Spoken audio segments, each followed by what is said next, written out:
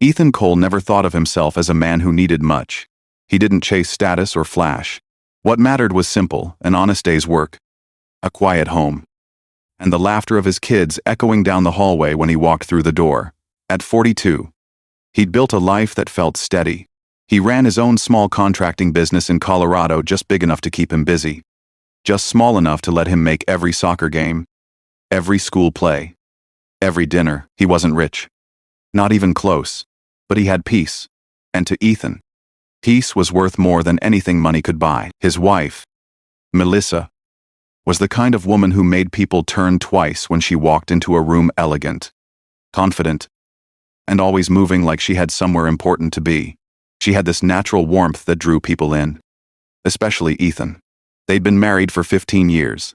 2 teenagers now filled their world, a daughter named Lacey, full of opinions and dreams, and a son, Caleb, who somehow inherited both his father's calm and his mother's fire. Their home wasn't perfect, but it was theirs, white siding, a yard that needed mowing, a porch light that always flickered no matter how many times Ethan fixed it. Inside, the air carried the soft hum of family, the smell of dinner, the sound of music drifting from someone's room. Melissa laughing on the phone with her friends. It was a rhythm Ethan trusted. Each night, when he turned off the lights and checked the locks, he'd glance back at his sleeping family and think, yeah, this is what I worked for. He'd tell himself quietly, I wasn't rich, but I had peace, and that was enough. But peace has a funny way of hiding the cracks until the day they finally split open. Sometimes, you can live beside someone for years and not realize how far apart you've drifted, until one small moment changes everything. That moment came on a Wednesday night. Nothing unusual. The kids had gone to bed. The TV murmured in the background, and Melissa sat across from him on the couch, scrolling through her phone. Ethan, she said softly, can we talk? He looked up from his laptop, expecting it to be about bills, or maybe plans for the weekend. Sure, he said, setting it aside. Her tone was calm, too calm, but it was her eyes that caught him. Something in them wasn't quite right. A distance, a tension. Melissa had always been direct, but this was different. Her fingers toyed with the edge of her phone. She smiled, an almost rehearsed kind of smile, and said, don't take this the wrong way.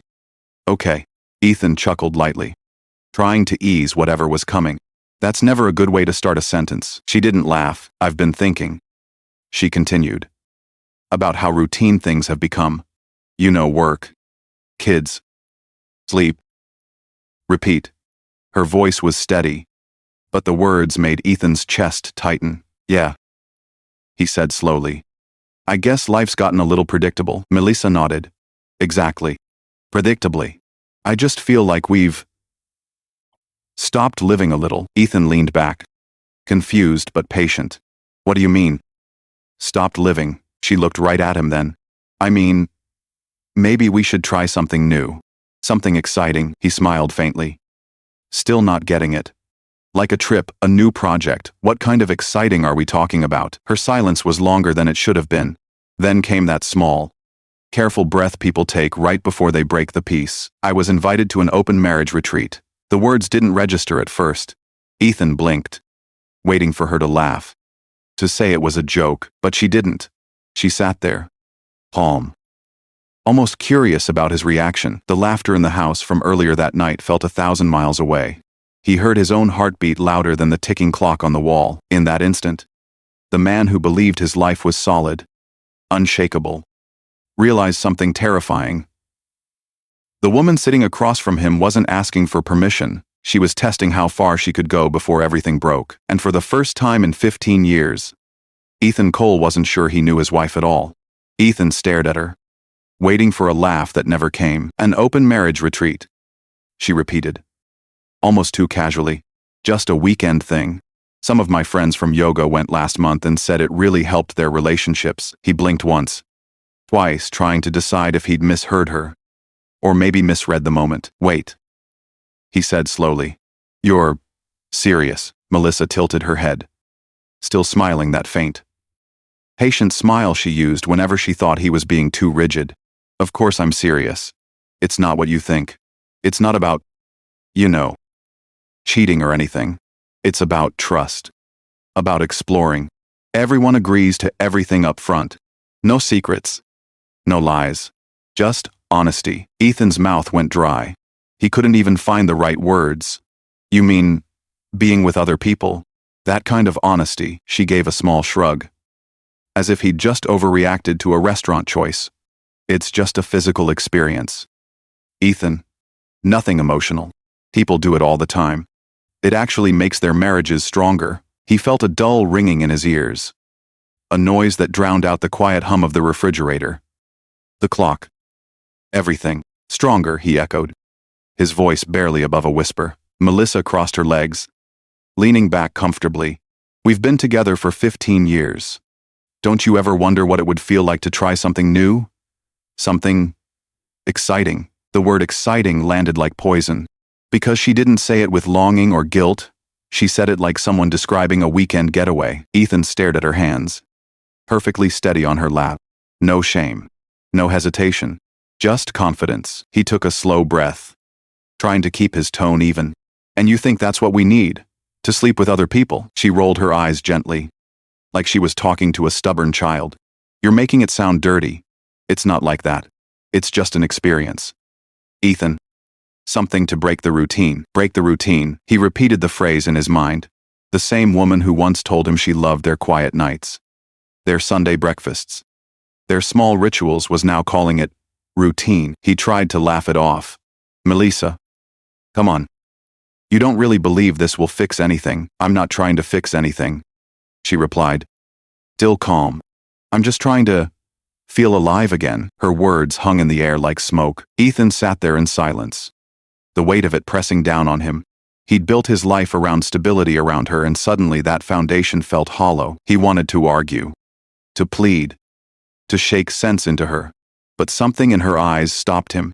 It wasn't anger, or even guilt. It was distance. Cold. Deliberate distance. She wasn't reaching out to connect. She was testing how far she could drift before he tried to pull her back. Ethan swallowed hard. So, what, you expect me to just agree to this? Melissa sighed softly. I expect you to at least consider it. Don't shut yourself off from new experiences before you even try. He leaned forward, elbows on his knees, staring at the floor. You really think letting someone else touch you will make us stronger? It's not about that, she said quickly. It's about openness. Growth. He almost laughed then, this absurd version of growth she was dressing betrayal in. Melissa reached out, placing a hand on his arm. You trust me, don't you? That line hit harder than any accusation. He looked up at her, searching her face for the woman he thought he knew. This has nothing to do with trust, he said quietly. It has everything to do with respect. For a moment, her smile faltered, but only for a moment. Just think about it, she whispered, standing up as if the conversation were over. You don't have to decide tonight. And with that, she walked away, leaving Ethan frozen on the couch, staring at the empty space where she'd been. The room felt colder, smaller. He sat there for what felt like hours, his thoughts spinning in circles, and somewhere in that silence, the truth settled in his chest. She wasn't asking for permission. She was giving him a warning. For days, Ethan pretended nothing had happened. He told himself Melissa was just restless, that maybe she'd seen one too many podcasts or read some glossy magazine article about modern love. He convinced himself it was just a phase, a thought that would pass. He didn't want to admit what he already knew. Something in her had changed. At first, it was small things. Melissa started spending more time on her phone, smiling at messages she never shared. Her laughter sounded lighter, almost rehearsed. She'd say she was meeting friends for dinner, but her perfume lingered long after she left, stronger than usual.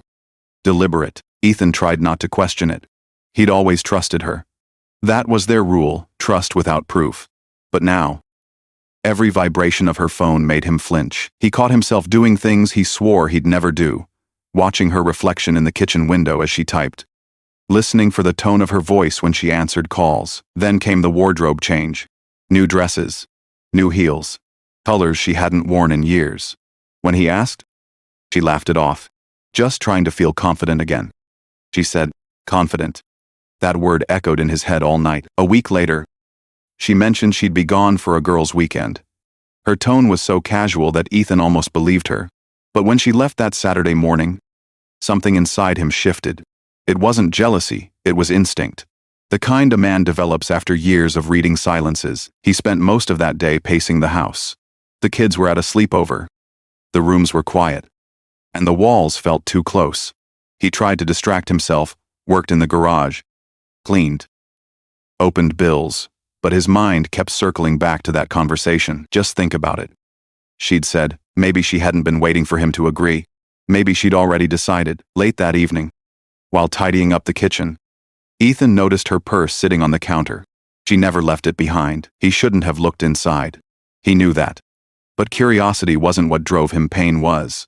Inside, he found an unfamiliar bracelet, silver, with a charm shaped like a key, not something he'd ever bought her. Next to it was a hotel keycard, tucked into a folded receipt. His heart pounded so loud he could hear it in his ears. He took a step back, staring at the items like they were evidence from someone else's life. Then, without thinking, he opened their shared iCloud account on his phone. It was supposed to be for bills, photos of the kids, family trips, nothing secret. But what he found there made his stomach twist. Calendar entries marked in soft gray, private invites, and one in particular dated 3 weeks earlier stood out. Couples connection retreat, confirmed, under attendees. Her name, not his. He clicked the confirmation email. And there it was, the payment receipt, the hotel booking, and a short note she'd sent to the event coordinator. Looking forward to the experience. My husband doesn't know yet, but he'll come around. Ethan's fingers tightened around his phone. She'd registered weeks ago, long before that casual conversation in their living room. She hadn't asked out of curiosity. She'd asked out of strategy. The words blurred as anger rose in his chest. A deep, quiet anger that didn't roar. It burned. For the first time, he realized he'd already lost her long before the argument even started. She was living a different life now, one built behind passwords and half-truths. He sat there in the stillness of their kitchen, the glow of the phone screen washing over his face, and whispered to himself. She didn't ask for permission. She asked for cover, and in that moment, Ethan knew denial was over. The next time she looked him in the eye, he'd be ready to see the truth staring back. Ethan waited until the kids were asleep before saying a word. He sat in the living room with the lights dimmed, the same spot where she'd first dropped the word retreat into their lives, like a grenade wrapped in silk. When Melissa walked in from her weekend away, the smell of perfume and hotel soap followed her through the door. She smiled easily, like nothing was wrong. Hey, you're still up? Ethan didn't answer right away. He just watched her set her purse down, take off her coat, move around the room with that careless rhythm of someone who believes she's untouchable. When she finally met his eyes, he asked quietly, "Were you ever planning to tell me, before or after it happened?" Melissa froze, just for a moment. Then her shoulders dropped, and she let out a small laugh, soft, dismissive. "Tell you what," he leaned forward slightly. "About the retreat, the one you already registered for 3 weeks ago." The color drained from her face, but only for a second. Then came the practiced calm. "Ethan," she sighed. "You went through my things." He didn't flinch. "Answer the question." Melissa crossed her arms, tilting her head the way she did when she wanted to turn a fight into a performance. "I can't believe you don't trust me," she said, shaking her head. "I told you I wanted to try something new, to reconnect. That's all this is." "Reconnecting by lying?" he asked quietly. "It's not lying," she snapped. "I was going to tell you when the time felt right. She gestured toward him. "You always overreact. You twist everything into something ugly." He felt the words hit, sharp and familiar. She was shifting the blame, just like people do when they've already made peace with what they've done. "I'm twisting it," Ethan said. "You registered behind my back. You paid for it. You made plans without me." "Because you wouldn't have understood," she interrupted. "You're too rigid, too old-fashioned. You'd rather sit here in silence every night pretending we're happy than actually do something about it." Her voice rose slightly, but her expression stayed composed. There was no shame, only irritation that she'd been caught. He stayed quiet, letting her talk. "You think this is cheating," she said finally. "But it's not cheating if it's honest. That's the difference. It's not about sneaking around. It's about freedom. About trust." Ethan stared at her for a long time, Trust. He repeated slowly. You used my trust to build a cover story for yourself, God. You're being so dramatic. She scoffed. It's not that deep. Everyone I know says it actually helps couples grow closer. But no, you'd rather judge me than even try to understand. He leaned back. His hands clasped together, feeling something strange, an absence of rage. The kind of calm that only comes when you've crossed the line between shock and understanding. In that silence, something inside him settled. He realized he was done arguing, done defending, done hoping. When he spoke again, his voice was steady. I didn't raise my voice. I didn't beg. That night, I just stopped seeing her as my wife. Melissa frowned. What's that supposed to mean? It means I'm done pretending we want the same thing. Her smirk returned. Light and careless. You're overreacting again. You always do this, turn everything into a crisis. I'm just talking about one weekend. Ethan. One. He met her eyes with a clarity she didn't expect. If you go, he said slowly. We're done. The words came out like stone, solid. Final. She blinked, surprised by his tone. Then let out a laugh that didn't reach her eyes. You're serious. He didn't move. Completely, she shook her head, picking up her keys. You're not going to leave me over something that hasn't even happened. You're too good of a man for that. I used to be, he said quietly. Melissa rolled her eyes, grabbing her purse. You need to loosen up. Ethan. This controlling thing, it's not attractive. I'll be back in a couple of hours. And maybe you'll have calmed down by then. And just like that, she walked out, heels clicking against the floor. Car engine humming to life in the driveway. Ethan sat alone. The echo of the door closing behind her louder than any argument they'd ever had. He didn't chase her. He didn't call. He just sat there, staring at the empty hallway, realizing this was how it happens, not with shouting or betrayal in the heat of passion, but with indifference so cold it could freeze the air in a man's lungs. And as the sound of her car faded into the distance, Ethan whispered to himself, she thinks I'm bluffing, but he wasn't, because deep down, he already knew when she left that night. She wasn't coming back to the same man she'd walked away from. The house was silent. Not the kind of silence that feels peaceful, the kind that feels hollow. Stripped of life, Ethan sat on the couch, elbows resting on his knees, staring at the dim glow of the family photos across the room. Their smiles looked different now, frozen in time, untouched by the truth that had crept into their home. The clock ticked on the wall. Each second stretched longer than the one before it. He should have gone to bed. But he couldn't. Sleep belonged to men who still had something to believe in. His eyes drifted toward Melissa's laptop sitting on the kitchen counter. For years, it had been just another object used for grocery lists, appointments, recipes. Now it looked like a door. One he'd been afraid to open. He told himself not to. Told himself that digging through her private world would make him no better than her secrets. But then he thought of her walking out hours earlier, smiling, confident. Sure, he'd just sit there and wait. That thought erased his hesitation. He opened the laptop. The screen lit up instantly. No password. That small detail said everything about her arrogance. Emails, messages, photos. He clicked one folder and froze. Group chats, conversations with names he didn't recognize, words that burned themselves into his brain. Saturday's still good. Can't wait to meet your husband if he shows. You're gorgeous. Mel. Don't chicken out. Each message carried a timestamp that lined up perfectly with every lie she'd told him over the past month. He scrolled further: videos, images, confirmations from the retreat coordinator.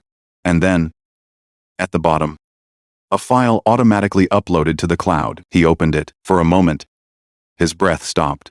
The video played, and the truth filled the room louder than any scream could have. He didn't rage.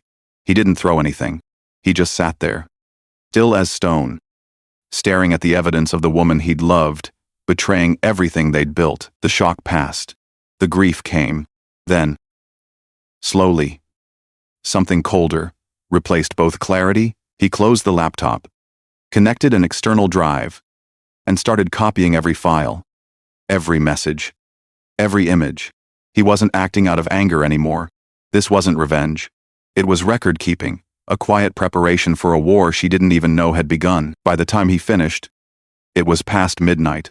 The only sound was the faint hum of the hard drive. Then, headlights flashed through the window. Her car. Ethan didn't move. He just listened, the engine shutting off. The door closing. The faint rhythm of her heels across the porch. The door opened. And Melissa walked in. Her hair was a little messy. Her lipstick faded. The scent of her perfume was stronger now, but beneath it, something else lingered. Something foreign. She smiled faintly when she saw him still sitting there. "You're still up. See," she said lightly. "Nothing's changed." Ethan looked at her for a long time. His face unreadable. When he spoke, his voice was quiet but heavy. "Everything's changed." She gave a small, puzzled laugh. "Oh. Come on. Don't start. It's late. Let's just go to bed." He didn't move. "Check your phone," he said, confused. She reached into her purse and pulled it out. A notification blinked on the screen. "File transfer complete." "What's this?" she asked. Frowning. "Evidence," Ethan said simply. She unlocked her phone, tapped the file, and froze. The color drained from her face as the video started playing, the same one she thought was private. The same one automatically uploaded to their shared cloud account. Her hand trembled. How did you get this?" Ethan's voice stayed calm. "You gave me access years ago. Family photos. Bills. Reminders. You just forgot. It backs up everything." She tried to speak, but the words caught in her throat. He stood, finally meeting her eyes. "You traded loyalty for excitement," he said slowly. "I hope it was worth the price." For the first time, Melissa looked afraid, not because she'd been caught, but because she realized he wasn't angry. He was done. She reached for him. "Ethan. Wait, let's just talk." But he shook his head. "We talked weeks ago. You just weren't listening." He walked to the door, keys in hand. Melissa followed a few steps, her voice breaking. "You can't just leave. We can fix this." He paused, turned slightly toward her, and said the words that ended everything. "You broke it because you thought it would make you feel alive. Now live with it." And with that, he walked out, leaving behind the flicker of the lamp, the family photos still glowing on the wall, and a woman finally realizing that some consequences can't be undone. Ethan didn't sleep that night. He didn't cry, didn't rage, didn't even pray for answers. He just waited for the sun to rise. When the first light crept through the blinds, he stood, showered, dressed, and walked out the door like a man heading to work, only this time the work was reclaiming his life. By 9 that morning, he was sitting in a lawyer's office. The desk between them was clean, the air cold and professional.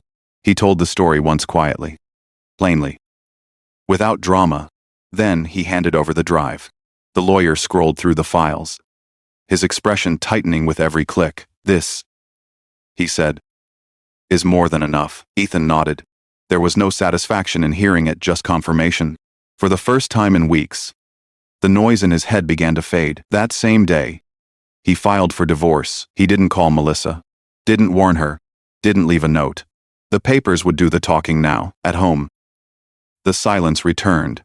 But this time, it felt different. Not heavy, not suffocating, just quiet. The kind of quiet that comes when a storm finally passes and leaves nothing behind but the truth. He packed slowly.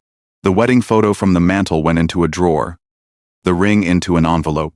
Each item he set aside felt less like loss and more like release. A few days later, Melissa showed up at the house unannounced. Her eyes were red, her voice soft and trembling, too soft. "Too late. Ethan. Please," she said, standing in the doorway. "Don't do this to the kids." He looked at her for a long moment. "I'm not doing it to them," he said quietly. "I'm doing it for them." Her lip quivered, but he could see it, the flicker behind her eyes. The shift from sorrow to strategy. The apology wasn't for him. It was for control. She reached for his arm, but he stepped back. "I didn't destroy this," he said evenly. "You did. And now we both have to live with it." The weeks that followed were slow, procedural, and relentless. Court dates, statements, custody evaluations. Melissa cried during every hearing, played the role of the heartbroken wife, even told the judge she still loved him, but the truth was already written in messages, videos, and timestamps she could never erase. The evidence spoke louder than her tears. When the final ruling came, Ethan didn't celebrate. He just sat there, hands folded, listening to the judge's voice as if it were a sermon closing a chapter of his life. Full custody granted to him, limited visitation for Melissa, conditional on counseling and proof of emotional stability. She looked at him then, eyes wide with disbelief. For a brief second, he almost felt sorry for her. Almost. But pity dies where betrayal begins. When the gavel fell, Ethan stood, thanked his lawyer, and walked out without looking back. Outside, the air felt sharp and clean, like the first breath after being underwater too long. He walked to his truck, opened the door, and sat there for a moment, letting it all sink in. He didn't feel triumphant. He felt free, because justice, real justice, isn't loud. It's quiet. It's the sound of your own heartbeat finally steady again. It's the calm that comes when you stop chasing explanations and start choosing peace. As he started the engine, Ethan glanced at the empty passenger seat. It used to remind him of what he'd lost. Now, it reminded him of what he'd protected, and for the first time in a long time, he smiled not because he'd won, but because he'd survived. Months passed, the chaos faded, replaced by something Ethan hadn't felt in years. Quiet peace. He still woke early, still made breakfast for the kids, still worked long hours. But now, when he came home, the air felt lighter, the arguments were gone. The tension that used to cling to every corner of the house had lifted. At first, he thought the emptiness would crush him. The sound of one coffee cup instead of two, the half-empty closet, the silence after the kids went to bed. But over time, he realized something important. The house wasn't empty, it was honest. For the first time in years, there were no lies in these walls. No pretending. No one walking on eggshells to keep the peace. Just truth and the calm that came with it. Ethan started fixing things again. Little by little, he repaired the creaking step on the porch, replaced the kitchen cabinet door that had been loose for months, repainted the living room. Each repair felt symbolic, a man putting himself back together. One nail, one breath at a time. One afternoon, he finally got around to fixing the porch light, the one that had flickered for years. No matter how many times he replaced the bulb, he stood on the ladder, wiring it carefully. And when the light came on steady for the first time, he smiled. It wasn't just the porch that felt brighter, it was him. Later that week, while mowing the lawn, his neighbor, Mr. Harlan, an older man who'd lived next door for decades, walked over. They'd spoken in passing before. But that day, Harlan's face carried something heavier. "I'm glad to see you doing better, Ethan," he said softly. "Thanks," Ethan replied, wiping his hands on his jeans. Harlan hesitated before continuing. "Listen, there's something I should probably tell you. About Melissa." Ethan looked at him, waiting. "I saw her, with other men, a few times. Long before that whole retreat thing. I didn't know if I should say anything back then." For a moment, the world went quiet. Then, Ethan nodded once, steady and calm. "Then I guess," he said softly, "I didn't lose her that night. She was gone long before." He smiled faintly, looked toward his home glowing in the sunset, and felt it again, the quiet, undeniable truth of freedom. In the end, Ethan learned something most men spend a lifetime avoiding: that betrayal doesn't destroy a man. It reveals who he really is. He could have begged, he could have shouted, but instead, he chose silence, the kind that speaks louder than any argument. He didn't fight for her to stay. He fought for his peace to return, and when it did, he realized peace isn't given. It's earned one boundary, one decision, one hard goodbye at a time. So if you're listening to this and you've ever been where Ethan stood, remember, walking away isn't weakness. It's proof that you still know your worth. Brothers, if you were in his shoes, would you have fought to keep her? Or walked away like he did? Share your thoughts below, and don't forget to subscribe for more real stories of truth, strength, and justice.